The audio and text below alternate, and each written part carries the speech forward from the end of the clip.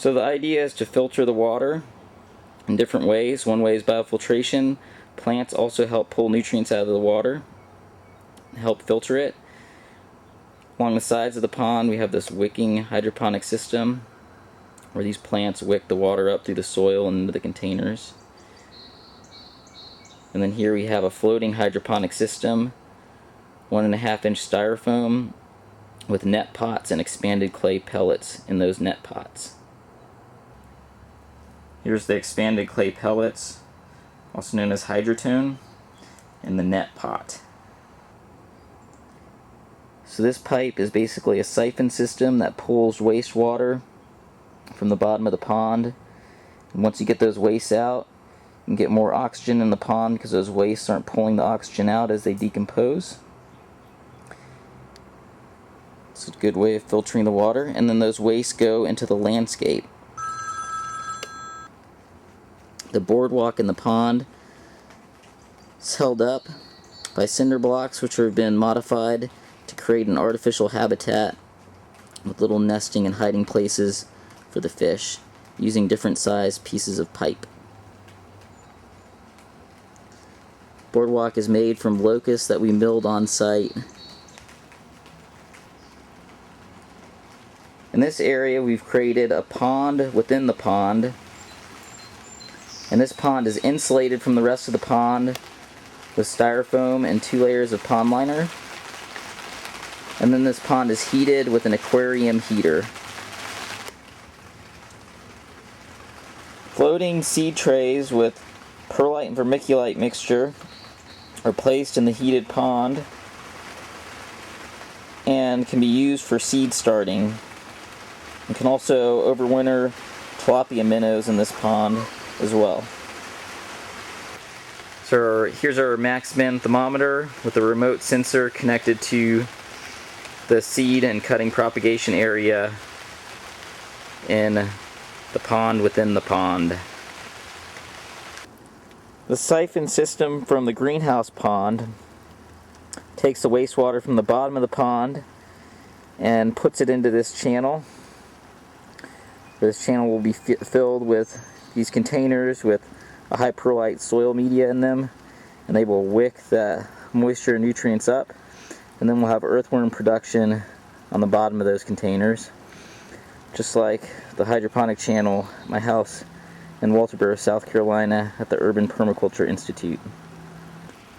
From the end of that channel we can send the water back into the recirculating system filtered through that white pipe, or we can send it through that corrugated 4-inch pipe to some retention ponds in front of the property.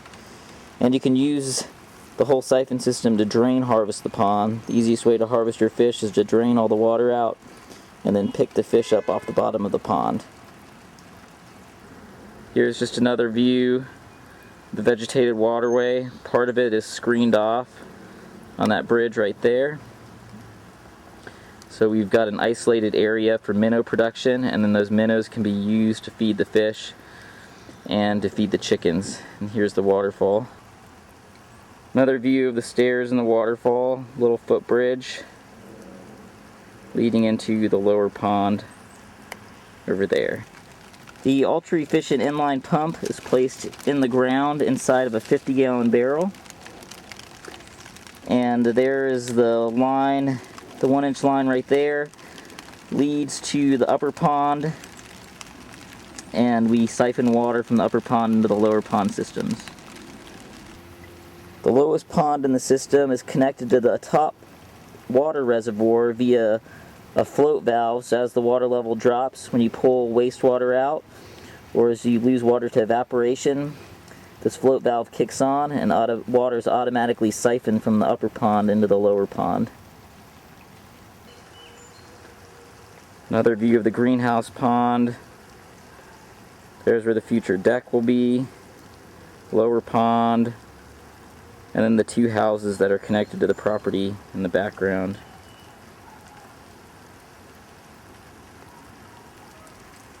Since the recirculating aquaculture system catches a small amount of water from overland flow, I did create a small overflow system.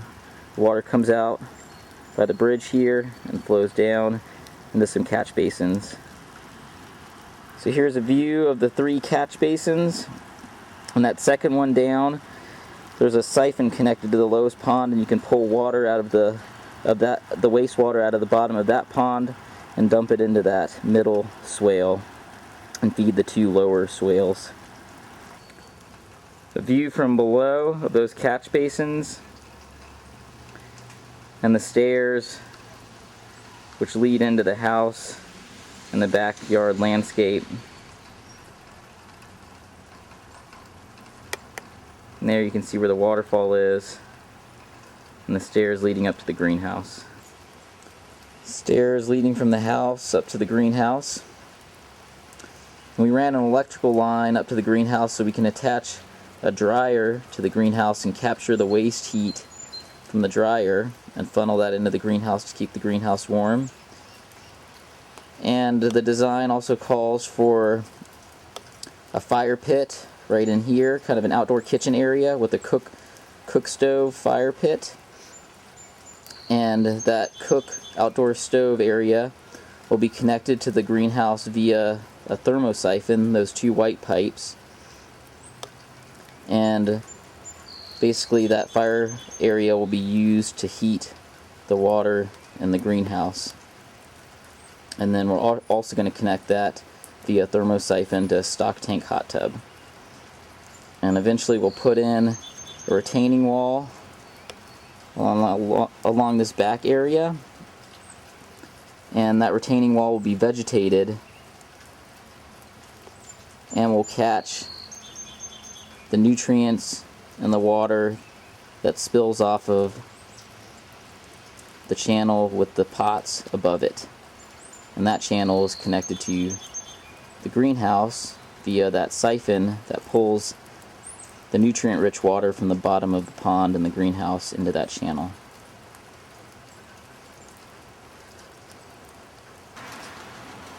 Here's a view of the front of the property, and these are basically rain gardens and retention ponds that capture water from the roof.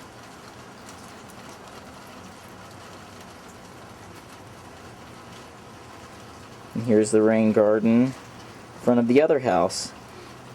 And this rain garden right here also collects water from the greenhouse pond. If you want to drain harvest it, this is where the water goes.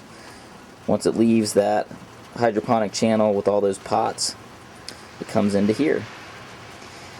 And the whole landscape, the design calls for over 70 different edible perennials to replace this temporary erosion control, just annual ryegrass.